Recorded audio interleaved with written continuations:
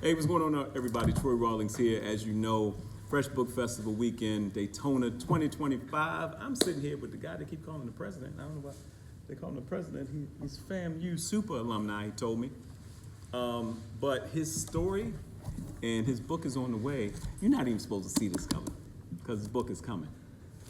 The African Americans at America's Spaceport, NASA Kennedy Center. Arthur H. Edwards, he was a part of the NASA launch team, and much, much more. We're gonna talk to Arthur Edwards. Art Edwards, known as Art Edwards. He's a proud Omega Psi Phi as well. I ain't gonna throw it up because the size I know, they're like, did you? They will be outside running up on me. He almost got into it with a Kappa, come to find out the Kappa worked for him, so it was a whole nother. Y'all show your love to Art Edwards. Art Edwards, how are you?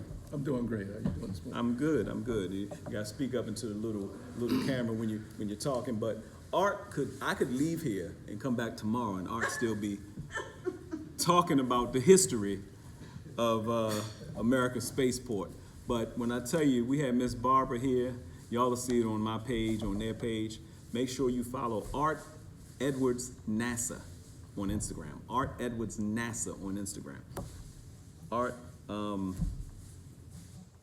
want to delve in this. You do a lot. You're a consultant, but I'll let you give your love to FAMU because this is not the same FAMU jacket I saw yesterday. No, I have lots of them. You see this? This looked like we in Daytona. This looked like a NASCAR. His wife said, "Do you want to be a FAMU member?" I was kinda. If I go to California and I'm representing FAMU, they're like, "You went to FAMU?" Not actually. All right, tell us about, we only got 5 minutes, but tell us about this amazing project. When did you start working with NASA? How did it happen?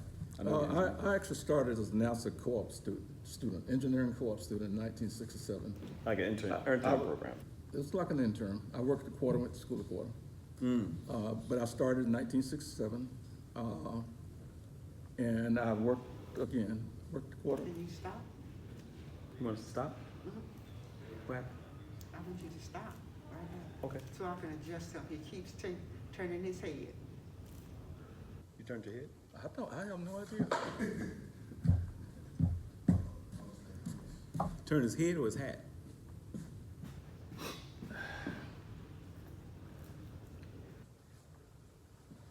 It was. I'm not gonna stop rolling.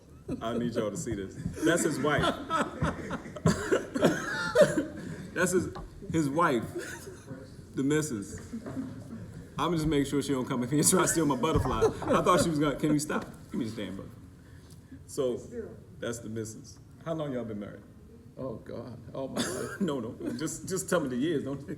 1971. Really? Are you serious? I'm not Roebuck. The reason I say are you serious is because Friday is my 50th birthday, 75. So y'all been married almost 55 years. Yeah. So you got anything else you want to adjust on him? Okay, all right. Okay. No, don't do that. Don't do that. Sit down. So this interview is gonna be 6 minutes. Tell us a little bit more about NASA and how you got with it. I started as an engineering co-op student, working at CF antenna site. And I was fortunate because I did hands-on work. I actually learned engineering while I was doing the co-op. Initially, I was an engineering student. I changed my major to physics. So my degree is actually in physics and electrical engineering. Because the engineers knew how things worked, but the physics majors knew why things worked the way they worked. Engineers knew how they worked, physics majors knew why they worked. Absolutely. So I changed my major to physics, took every engineering class I could that was offered, but my actual degree is in physics. And my master's is in engineering from the University of Miami. So so you go in, and what were you working with them on? When you initially went in, was it just different projects? Well, as a co-op student, we tracked missiles. It was the antenna site. We had large dish antennas, and when a missile was launched, we tracked that. War missiles?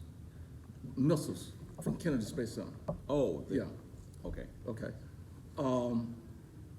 But I did that for like a couple of years, And when I graduated, NASA wanted to put me in an engineering pool, and I didn't want to do that. So I went to work for Rockwell as an engineer on the Apollo program. And within 6 months, I was the third shift engineer. And so the rest is history. I went from the Apollo program to the Space Shuttle program. And Now, we learned about Hidden Figures, the ladies that were doing, they were, computers were people initially, that computed math and did the research, and we learned that there were a host of African-American women that were working the mathematical adjustments and everything.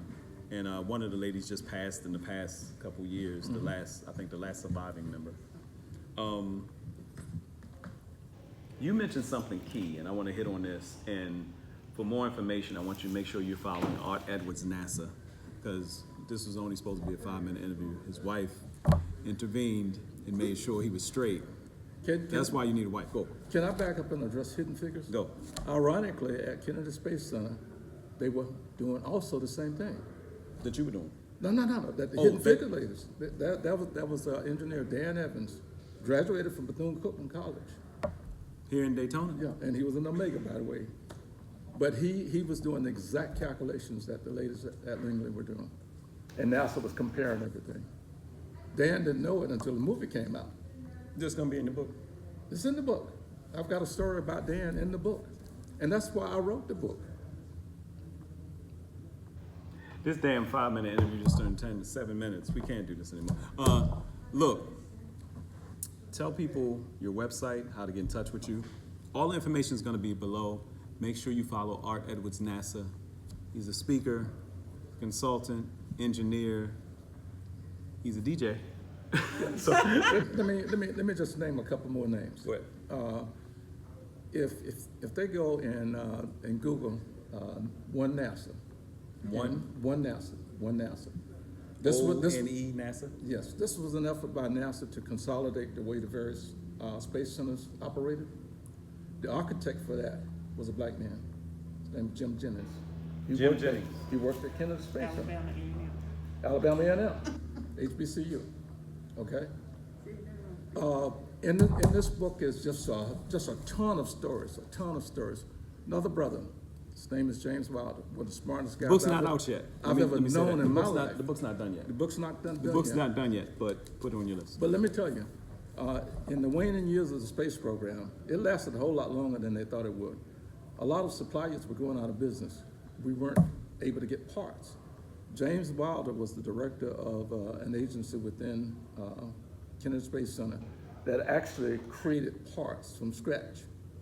He had a certification from the original manufacturers that say this stuff is as good as the stuff that we built, so you can put it on the space shuttle. James Wilder was the guy. The last space shuttle launch, James Wilder got promoted to senior management. He went to Houston, Texas. The last space shuttle launch, there's a roll call that happens before launch. And, they say, solid rocket boosters, are you ready? Range safety, are you ready? So on and so forth. When they said all orbital systems, the big space plane, the Magilla, James Wilder made the call. The orbit is ready to come for launch. A black man. That's it. We're That's going in- on, that's we're going in on the 9 book. minutes. It's too much. I'm losing my mind. I'm not gonna cuss here because there might be some little kids around.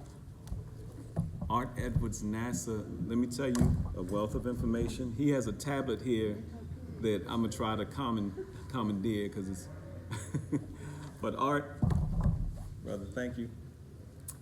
Follow Art Edwards, NASA. His website is on there, Art, Edwards Media Group? Edwards Media Group, Inc. Inc.com. EdwardsMediaGroupInc.com. We'll talk to y'all in a bit. Thank you so much. And his wife for straightening him out.